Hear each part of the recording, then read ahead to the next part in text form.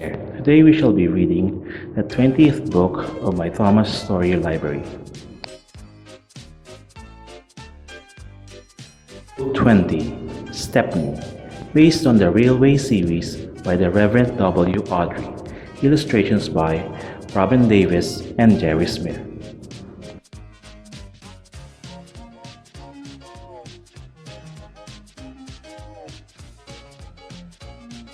The Trains. This is a story about Stepney, the Bluebell Engine.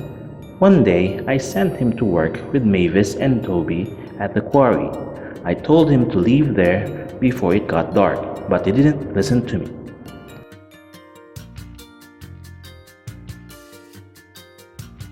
Stepney usually worked with his friend Rusty, but one day the Fat Controller said, "I hear you could do with a change of scene, so I want you to help Toby and Mavis at the quarry." "Thank you, sir," Stepney said. "Shall I be away for long?" "Just today," said the Fat Controller. "And make sure you leave the quarry before it gets dark. It's very easy to get lost up there."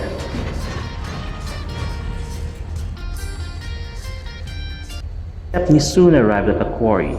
Toby and Mavis were waiting for him. "We're glad you're here to help," said Toby. "We have a lot of work to do." "Are those my trucks?" asked Stepney. "Some of them," said Mavis. "There are lots more waiting in the sidings." "The more the merrier," said Stepney happily. Stepney really enjoyed working with Mavis and Toby. Later that day, the quarry foreman spoke to Stepney's driver. "Do you want to take a night special to the building site on the new branch line?" he asked.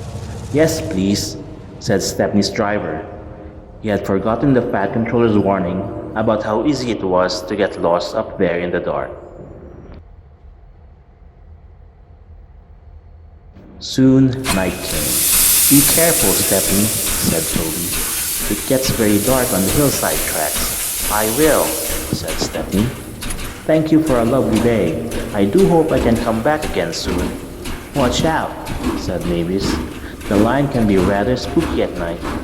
"Thanks for the warning," said Stepney as he puffed away.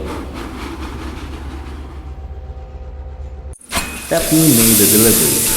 Once everything had been unloaded, he set off for home. That was when the trouble began. It was very foggy, so Stepney could hardly see where he was going. "Mavis was right," he said nervously. "Suddenly everything does look rather spooky." "The signal box ahead," said his driver. "The signal is turned to green, so someone must be expecting us." But the points had been accidentally set in the wrong direction. Stepney and his driver didn't realize that, so they carried on down the wrong track. After a while, they realized they didn't know where they were. "We're lost," said Stepney's driver. "I think we should wait here until the fog clears." Suddenly, they heard a noise. "What was that?" said Stepney nervously. As the fog cleared, they realized they were in a scrapyard. Stepney's driver and fireman went to find the foreman. Two diesels approached Stepney. "You'll make a good scrap, Stepney," they said. "Help!" cried Stepney, but no one heard him. The diesels took Stepney to Smelter's shed. "Goodbye, Stepney," they said. Stepney looked up nervously. There was a huge grabber moving down towards him. "But I'm not meant to be scrapped," he cried. "It's too late now," said the diesels. But just as the machine was about to grab him, it suddenly stopped. The Fat Controller had turned it off. He had saved Stepney. "Oh, thank you, sir," said Stepney gratefully. "You are very lucky that I decided to visit this yard tonight," said the Fat Controller sternly.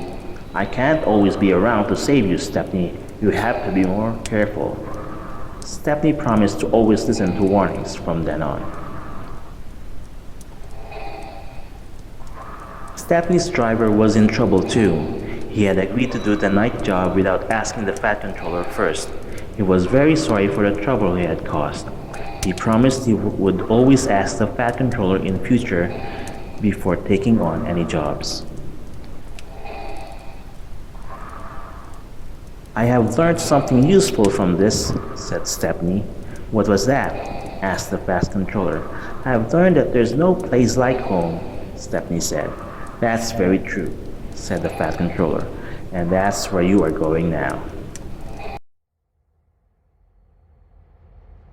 When Stepney got back to the station, he told Rusty all about his scary time on the foggy hillside and his near miss at the scrapyard.